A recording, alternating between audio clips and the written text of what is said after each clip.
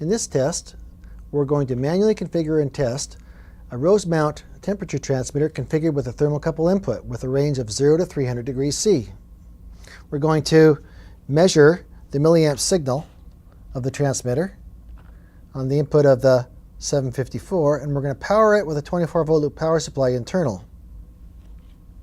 We're going to source or simulate a temperature signal to the input of the transmitter while simultaneously measuring the milliamp output and calculating error percent of span. To start the test, we want to measure milliamps and turn on loop power. Set up, enter, enabled. Next, we want to configure the source. Measure source to get to the source screen. Thermocouple. Type K. And to the split screen to do the calibration test. Select as found for an instrument.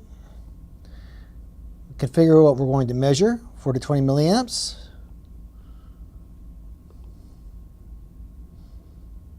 .5%.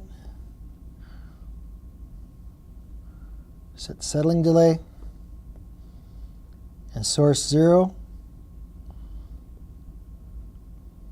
to 300 degrees C in a 3-point test.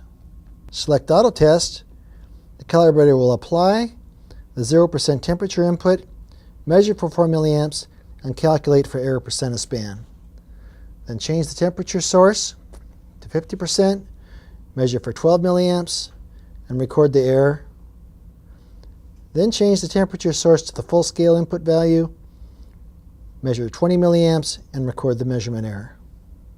At the end of the test, we can see the temperature that was applied and the milliamp that was measured and the error percent being calculated for each point.